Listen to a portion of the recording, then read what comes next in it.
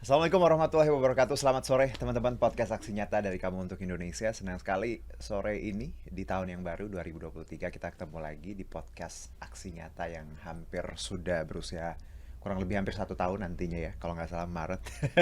So make sure kalian terus tune in bersama kita dan semoga tahun baru membawa berkah, membawa kesehatan dan juga hal-hal positif yang tentunya bisa merubah kita sebagai generasi muda punya value yang lebih baik lagi. Nah, seperti biasa sore hari ini kurang lebih 30 menit kita akan ngobrol dengan narasumber kita yang sudah hadir hari ini di podcast kita, di studio kita, dan kita akan belajar banyak hal hari ini. Tentunya di meja ini sudah banyak yang pernah kita bahas, kita bawa mulai dari musik, olahraga, parpol, pastinya politik, sosial ekonomi, dan sekarang hari ini topiknya nggak jauh-jauh beda, sesuatu yang dekat dengan kita, light, tapi juga kadang kita lupa untuk concern kepada hal-hal seperti ini karena kadang kan ya nama manusia anak modern kadang terlalu modern dengan segala digitalnya. Jadi lupa kalau ada banyak orang-orang di sekitar kita yang butuh bantuan. Nah, tapi sebelum kita spill the tea ya, the topic ya, kita ajak teman-teman juga nonton di mana aja, ada banyak platform di sini. Ada Instagramnya Partai Perindo ya, ada Facebook, Twitter, semuanya ada di YouTube juga ada di Partai Perindo, Partai Perindo, RCTI Plus dan juga Okezone, Sindo News, iNews.id dan juga pastinya website Partai Perindo. Dan total kita juga ada bagi-bagi voucher untuk hari ini ya, masing-masing itu ada 100.000 rupiah ya, beberapa. Jadi masih ada 3 e-voucher, jadi caranya gampang banget, tinggal teman-teman bikin quotes ya hari ini, kira-kira quotes yang tepat atau yang relate sama obrolan kita hari ini. Nanti quotes yang terbaik akan kita berikan e-voucher masing-masing 100.000 rupiah. Nah, hari ini langsung saja, ini temanya kenapa saya bilang dekat sama kita, tapi kadang kita lupain dan kita juga kadang nggak sadar dengan hal-hal di sekitar kita, termasuk bagaimana saudara-saudara kita yang masih di bawah garis kemiskinan, let's say marginal. Ini kata yang sering kita dengar, tapi mungkin banyak anak muda yang belum familiar marginal ya. Itu untuk kita description-nya untuk orang-orang di sekitar kita yang masih di bawah garis kemiskinan. Nah, hari ini kita sudah kedatangan langsung saja tamu kita untuk hari ini adalah seorang politisi Partai Perindo, ada Pak Agusman AKS. Ya, selamat sore Pak Agus. Selamat sore, Iya, terima kasih Mas. sudah hadir Ya, di podcast sama-sama. kita hari ini. Apa kabar Pak? Alhamdulillah sehat, Alhamdulillah tetap sehat ya. semangat. Selamat tahun baru loh Pak. Ya, Ya, selamat tahun baru. gimana tahun barunya? Perayaannya di mana? Eh, Bersama keluarga aja sih. Aha. Tapi semoga spiritnya lebih baik lagi untuk tahun ini kan, dan Oke, kondisi Indonesia juga akan lebih baik tentunya. betul. Karena kan kita tahu tahun baru um, ya banyak PR sebenarnya ya Pak ya. Ya. Bicara politik ya juga ada tahun politik, tapi di luar itu juga kita bicara banyak sendi-sendi kehidupan, khususnya bernegara, bicara tadi kemiskinan ya, Ya. kesejahteraan itu yang masih banyak PR untuk masyarakat. Nah kalau sebelum saya bicara soal topik hari ini, Bapak sendiri sudah berapa lama join di Partai Perindo dan seperti apa ceritanya? Baik, Aha, saya join di Partai Perindo sudah hampir 1 tahun ya. ya. Eh, Lebih intens lagi 6 bulan terakhir. Mhm. Maaf. Nah, terus ya ketemu suasana yang cukup eh, dinamis, Oke. kekeluargaan, dan karena selama ini aktif di lembaga kemanusiaan, semoga Mhm. dengan berjuang di politik kita juga bisa lebih banyak berbuat untuk masyarakat, khususnya masyarakat Jakarta. Oke. Motivasinya apa Pak? Ketika tadi kan sebelumnya kerja sosial, terus sekarang Hmm, into politics, ya. ya, Ada alasan khusus? saya pikir Ah, politik dan sosial itu kan dua sisi mata uang ya, oke. tidak bisa jalan sendiri-sendiri. Mhm. Motivasinya, yang pertama saya cukup lama aktif di kegiatan-kegiatan sosial kemanusiaan. Saya Mhm. seorang pekerja sosial Oke. di salah satu yayasan, namanya Yayasan Balarenik. Dan selama ini kita selalu banyak berinteraksi dan mendampingi masyarakat, Mhm. terutama masyarakat-masyarakat kelas bawah ya, Mhm. termasuk di dalamnya masyarakat marginal. Nah, kita melihat masih ada kebutuhan-kebutuhan Mhm. untuk bisa membantu mereka, termasuk bagaimana mengadvokasi Mhm. agar kebijakan-kebijakan dan program pemerintah bisa menyentuh sampai ke level bawah. Oke. Nah, dasar itulah yang menjadi pertimbangan saya ingin Mhm. terjun ke dunia politik. Oke. Kalau teman-teman bilang ya teriak di luar capek deh, Hmm. ada saatnya kita harus teriak dari dalam. Oke. Jadi Dalam memang dalam harus artian kita harus memperjuangkan masuk di kepentingan sistem ya. masyarakat. Betul. Ya, karena kalau kita lihat ya banyak ini banyak orang yang nggak tahu gambaran ketika mereka berpikir politik sesuatu yang ya tadi ribet terus ya anak muda Mhm, apalagi mhm. apa ya. Tapi kalau kita mau merubah sesuatu memang harus into politics ya. Karena Ya, politik itu sistem kan. ya, Jadi mau nggak mau kita harus terjun ke sistem itu kalau mau ngerubah ya banyak hal ya. ya, Karena kalau dari luar doang kita mungkin um, powernya nggak sebesar itu untuk merubah. betul. Oke. Nah, kalau bicara mengenai Balerenik tadi Bapak menyebutkan Yayasan Balarenik ya. Ya, Ini unik sekali namanya. Ini yayasan apa, Pak? kami berdiri tanggal 18 Desember tahun Mhm, 2000. mhm. Jadi pas 18 Desember kemarin kita tepat 22 tahun pengabdian di tengah-tengah masyarakat. Oke. Nah, kemudian penamaan ya Mhm, sebenarnya mhm, penamanya itu dua kata, Bala dan Renik, cuman kami gabung saja. mhm. Eh, Bala pasukan, Renik kecil. Jadi pasukan kecil. Ah, oke. eh, Kenapa kami ambil itu sebagai bentuk komitmen kita Hmm, untuk dunia anak-anak. Itu yang awal kita berdiri. hmm, Tapi dalam proses perjalanan panjang 22 tahun kan tidak semata-mata ngurusi anak. hmm. Ada bagian-bagian yang memang itu terkait langsung dengan keluarga dan komunitas. Maka Mhm. sampai saat ini ya kita nangani juga keluarga dan komunitas, tidak hanya anak-anak jalanan. Oke. Dan itu sudah berapa tadi? 20. 22 tahun. Oh, wow. Berarti ini suatu yang kerja sosialnya udah lama banget ya. I mean bukan setahun 2 tahun, tapi udah Iya, puluhan tahun ya. iya. Oke. Itu dari awal dulu Bapak udah join sebagai ya I mean pengurus atau memang mulai membentuk itu bareng-bareng. Bareng-bareng. Ah, oke. Iya. Oke, baik. Dan itu motivasinya apa Pak dulu? I mean kan 22 tahun yang Hmm. lalu nggak se nggak segampang sekarang ya untuk Iya, bikin sesuatu apalagi yayasan sosial gitu ya. iya. Nah, Eh, saya kebetulan kuliahnya juga di mhm. jurusan kesejahteraan sosial ya, Oke. di salah satu perguruan tinggi di Bandung. Mhm. Jadi secara keilmuan profesi Mhm. memang masih relevan ya. Oke. Nah, kemudian Mhm. kita melihat masih banyak anak-anak di Indonesia, khususnya saat itu begitu banyaknya Mhm. anak-anak yang terpaksa menjadi bekerja di jalan yang Mhm. disebut dengan anak jalanan. Mereka terpaksa harus mencari nafkah. Mhm.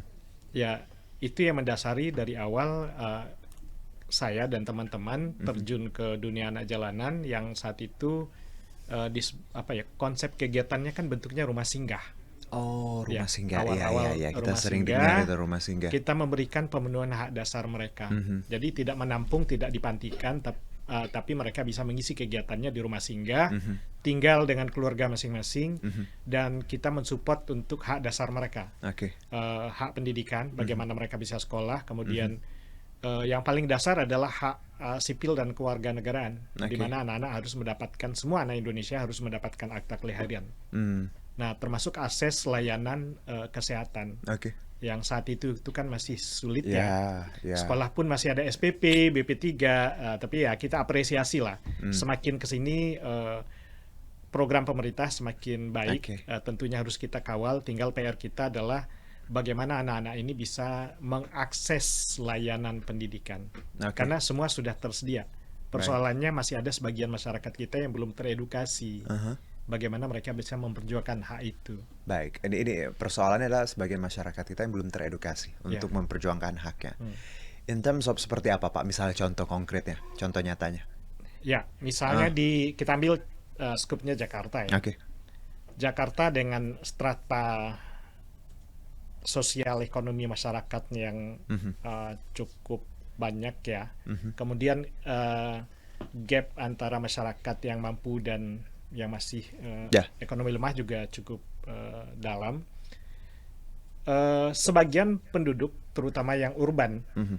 mereka tidak semuanya bisa mendapatkan Mhm. dokumen kependudukan DKI Jakarta. Mhm. Kalaupun mendapatkan, berarti kan prosedurnya harus pindah. Kalau Oke. dulu kan Mhm. pindah kartu keluarga.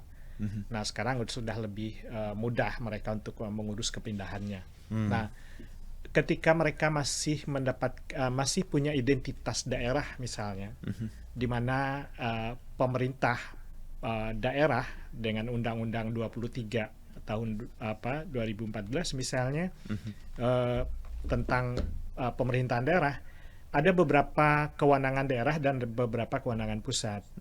Nah, yang menjadi kewenangan pemerintah daerah, kalau warganya bukan ber-KTP DKI Jakarta, begitu juga dengan daerah lainnya, Ya. maka dia tidak akan bisa mengakses bantuan-bantuan dari Pemda dalam hal program yang bersumber dari dana APBD. Nah, saya dan teman-teman coba memberikan pilihan-pilihan. Kalau misalnya warga masyarakat bawah, terutama masyarakat marginal, kalau ingin mengakses bantuan dari pemerintah DKI Jakarta misalnya, maka ya tidak ada pilihan, harus pindah Ya, kartu KTP. keluarga dan Ya. KTP-nya Oke. DKI. Oke. Tapi kalau masih bertahan dengan identitas di daerah, maka akses-akses itu hanya bisa ke pemerintahan Daerah daerahnya, setempat, aha. gitu. Karena memang kebijakannya demikian. Oke. Terkecuali untuk program pusat ya. Kalau program pusat misalnya yang paling umum dan paling banyak bisa diakses adalah misalnya PKH, Kementerian Sosial. Tapi kan tetap saja prosedurnya sama. Semua masyarakat itu harus divalidasi, diverifikasi, dan jika memenuhi kualifikasinya, maka harus diinputkan data mereka ke DTKS, data terpadu kesejahteraan sosial. Dan itu berlaku di seluruh Indonesia termasuk di Jakarta. Nah, tugas-tugas pendampingan yang kami lakukan. Baik. Nah, kalau kita lihat Pak, bahwa sebenarnya hal-hal kayak gini kan simple ya, bagaimana mengedukasi, memberi jalan ya untuk mereka untuk istilahnya mengklaim Iya. hak mereka. Tapi kan lagi-lagi bahwa dengan kata lain bahwa literasi ya untuk kaum-kaum marginal ya anak-anak seperti itu perlu terus ditingkatkan ya agar mereka juga tahu harus kemana kalau pengen Ya. dapat bantuan, akses kesehatan, akses. Tapi kalau kita lihat trennya, bagus sejauh ini, apakah sudah lebih baik tahun ke tahun bagaimana mereka bisa mengakses bantuan mereka, mengakses hak-hak mereka? Ya. Aha. Secara umum arahnya lebih baik, walaupun ada hal-hal tertentu yang bagi masyarakat itu masih perlu perjuangan lah. Misalnya ada perubahan kebijakan di pemerintah pusat yang harus dilakukan juga, harus diterima juga oleh pemerintah daerah. Nah, Oke. perubahan-perubahan sistem pendataan misalnya, atau penggunaan teknologi. Masyarakat kan awam, nggak semuanya punya handphone Android gitu kan. Smartphone ya. Kalaupun punya, mereka kan nggak bisa juga, ya nggak semuanya bisa menginputkan datanya. Nah, Oke. itu yang harus dibantu kepada mereka. Oke. Kemudian kalau kita lihat di beberapa tahun terakhir ya, tinggal masalah bagaimana pembagian peran pusat dan daerah. Misalnya selama COVID. Ya. COVID itu kan kemarin ada bantuan dari pusat, ada bantuan dari pemerintah daerah DKI ya. Nah, bagaimana penyeragaman itu di lapangan? Nah, itu kan juga melibatkan aparat setempat, RT, RW gitu kan. Nah, kami sebagai lembaga yang bekerja di lembaga-lembaga kemanusiaan, termasuk Yayasan Balarnik, bagaimana kita juga bisa mendampingi mereka dalam proses-proses, bisa mengikuti perubahan-perubahan kebijakan yang ada, atau paling tidak prosedur dan persyaratan yang mereka harus siapkan untuk itu. Oke, nice.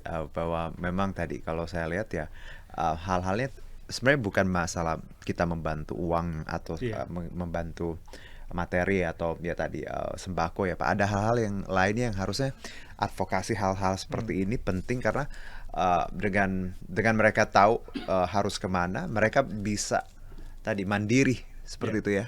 Ya, kedepannya juga bisa ngajarin yang lain juga untuk tadi bagaimana mengklaim haknya. Nah, kalau kita bicara mengenai tentunya terjun ke politik tadi dengan background sosial yang Bapak punya. Apa sih Pak cita-cita atau goals yang Bapak pengen bawa someday ya yang ingin dirubah lah? Oke. Yang pertama, selama ini kan jadi aktivis sosial kemanusiaan ya. Artinya kalaupun kita melakukan advokasi terbatas pada bagaimana kita bisa memberikan masukan kepada pemerintah untuk kebijakan, program dan lain-lain. Tapi kami punya kesulitan ketika harus masuk ke misalnya bagaimana kalau di DKI kita berperan dalam Perda. Karena pembuatan regulasi itu kan menjadi kewenangan ada di pemerintahan ya, baik pemerintah maupun DPRD. Nah, sesuai dengan tugas pokok di DPR atau DPRD kan di perundang-undangan gitu kan, legislasi, kemudian penganggaran, pengawasan. Ya kami masyarakat bisa pengawasan dalam batas-batas yang cukup sempit. Karena kita bisa mengklaim representasi dari masyarakat, tapi kalau bicara kewenangan dalam menyusun sebuah kebijakan, kami tidak punya kapasitas itu. Nah itu semoga itu yang bisa membawa perubahan-perubahan untuk memperjuangkan masyarakat, khususnya misalnya di daerah-daerah pemilihan caleg misalnya. Termasuk tadi kalau bicara Jakarta, it looks like the city kayak memang advance, modern, tapi sebenarnya saudara-saudara kita marginal ya di pinggiran banyak sekali ya Pak ya, yang tidak seberuntung kotanya. Nah, kalau sekarang Pak, kalau kita mengukur, Anda kan sudah berkecimpung di dunia sosial sudah puluhan tahun. Komitmen pemerintah ini kan yang sering kita pertanyakan juga. Kalau dari tahun ke tahun sampai sekarang, Anda melihat komitmen pemerintah terkait kesehatan, ya, pendidikan, apakah ya ada perbaikan pastinya ya, atau seperti apa? Perbaikan ya selalu ada. Cuman yang menjadi titik kritisnya adalah konsistensi ya. Konsistensi. Apakah sebuah regulasi itu bisa dijalankan dalam jangka panjang? Atau berubah kepemimpinan, kata orang berubah kepemimpinan selera, berubah selera gitu kan. Nah, kita di bawah yang mendampingi masyarakat sebenarnya ingin selain ada perubahan ke arah yang lebih positif, lebih akomodatif, juga bagaimana ini bisa secara konsisten dijalankan sekalipun berganti periode kepemimpinan. Ya, karena konsistensi ini penting, karena ketika kita bicara ya sama kayak ketika beda pemimpin, beda beda penguasa, ya kadang yang dijadiin masalah kurikulum pendidikan misalnya Pak ya. Ini sama juga dengan akses kesehatan dan sosial. Tapi kalau Anda melihat Pak, bagaimana kita frame-nya bahwa dari banyak hal seperti kesehatan, pendidikan, ya hal-hal kesejahteraan, apa yang paling krusial yang di Jakarta yang dibutuhkan sebenarnya Pak? Kalau kita bicara Jakarta. Kalau kita bagi segmennya, orang dewasa, anak-anak, kalau sekarang kita bagi segmennya generasinya, generasi milenial, generasi Z, tantangannya berbeda, kebutuhan mereka berbeda, kemudian juga solusi yang kita perlu tawarkan juga harus berbeda dan kekinian. Kalau untuk orang dewasa, ya kita ingin secara umum layanan baik, pemenuhan kebutuhan dasar, akses lapangan pekerjaan, kemudian bagaimana masyarakat bisa mengakses layanan kesehatan. Nah, kita agak spesifik membantu bagaimana lansia misalnya. Lansia juga bisa dengan gampang mengakses layanan kesehatan. Saya contohkan orang stroke. Ya mungkin dia bisa dengan BPJS misalnya. Tapi ketika dia harus bolak-balik ke rumah sakit dalam jangka waktu panjang, biasanya kesulitan di masyarakat kecil itu terkait dengan operasional, terkait dengan bagaimana dia harus membiayai tadi transportasi. Gitu. Nah itu untuk lansia misalnya. Kemudian kita bicara penyandang disabilitas. Aksesibilitas itu kan tidak hanya masalah pemenuhan hak dasar, tapi bagaimana sarana umum itu juga aksesibilitas, aksesibel untuk mereka.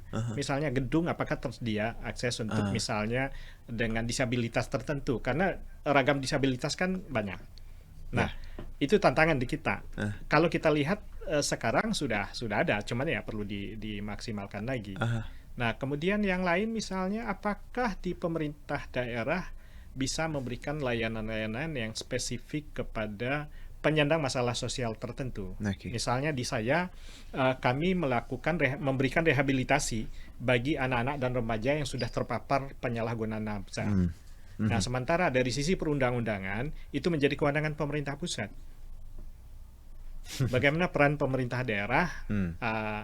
Ya harus kita cari jalan Iya. keluarnya gitu kan, bukan Masa berarti ini ya. ini urusan pusat bukan Harus urusan ke kami, pusat atau gitu ya. sebaliknya. Oke. Pusat merasa ini kan urusan pemerintah.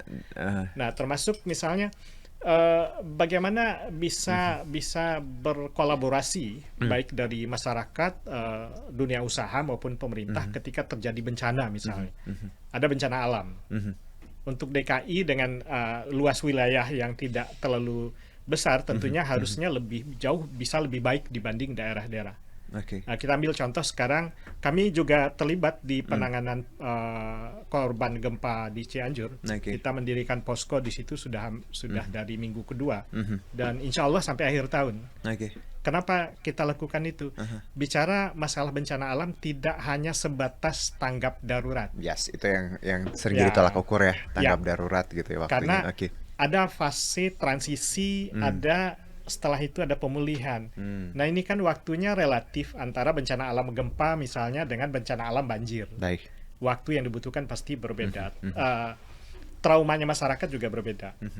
Kalau gempa bumi itu kan trauma yang berulang-ulang, maka dukungan psikososial yang harus diberikan juga berulang-ulang. Selain tentunya memberikan dukungan pemenuhan kebutuhan dasar mereka. Nah, kemudian segmen yang lain misalnya kita bicara tentang generasi milenial, kita bicara tentang generasi Z. Apakah kebutuhan-kebutuhan mereka sama dengan generasi sebelumnya?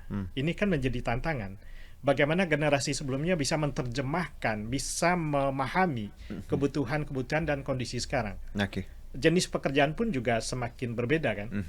Kalau dulu mungkin kita bekerja di satu tempat setiap hari harus hadir. Sekarang orang bisa kerja di mana saja. Nah, ya adaptasi dengan perubahan-perubahan teknologi, kemudian adaptasi dengan perubahan kebijakan pemerintah baik pusat maupun daerah, itu yang menjadi tantangan bagi kita di aktivis kemanusiaan. Jadi sebenarnya kalau saya lihat tadi beragam sekali ya.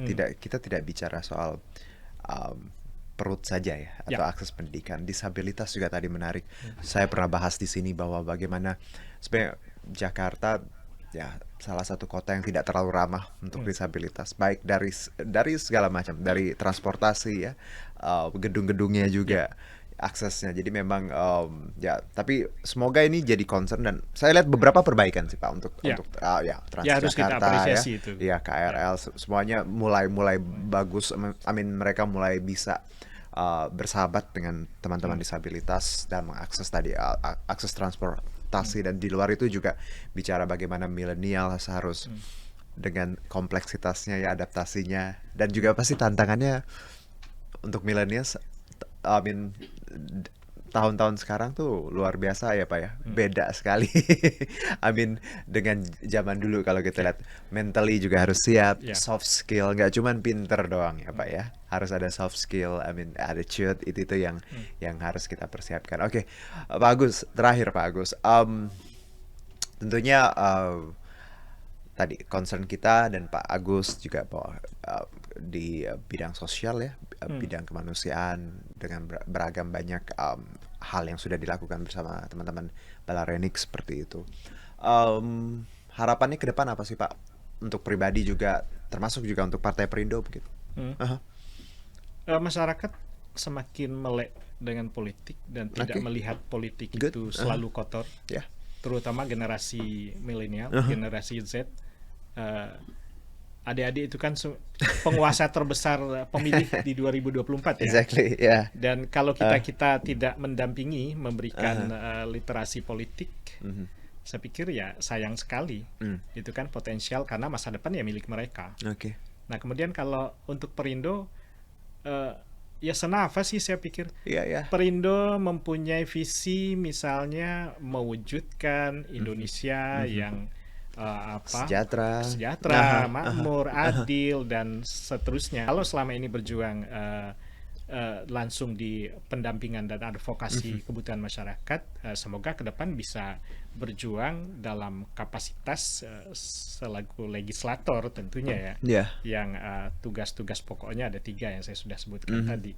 Kita bisa di di pengawasan juga kita bisa, di penganggaran bisa, dan DKI Jakarta itu luar biasa.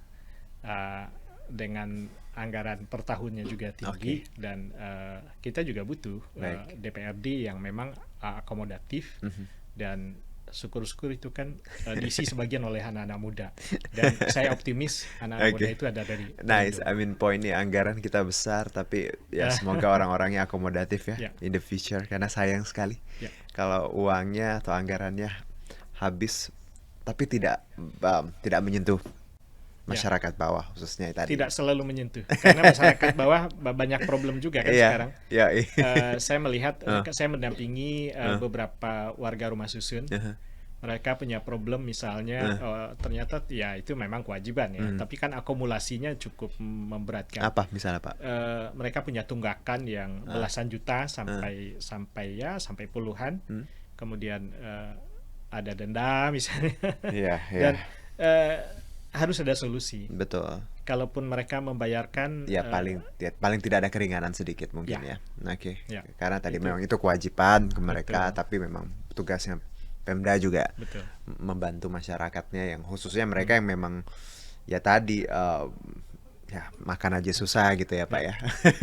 Dan Boro-boro yang satu lain. poin yang saya cukup apresiasi di Partai Perindo misalnya, dengan pemberdayaan ekonomi masyarakat, pemberian modal, gerobak dan lain, betul. itu sangat membantu. Bener. Solusi-solusi kreatif sederhana, tapi memang itu yang dibutuhkan Karena masyarakat. gini Pak, orang ngeliatnya mungkin sounds simple ya, kok gerobak, ngasih gerobak, tapi mereka waduh, dengan bantuan gerobak itu para UMKM kita sudah memangkas berapa juta itu ya Pak ya, uangnya bisa dialokasikan ke lain. Jadi sebenarnya hal-hal yang kelihatannya simple, sederhana, tapi luar biasa efeknya untuk mereka, saudara-saudara kita UMKM khususnya, dengan pemberian gerobak, pemberdayaan tadi, manajemen keuangan, nanti juga yang sering saya dengar juga bagaimana Partai Perindo memberikan edukasi kepada UMKM seperti itu.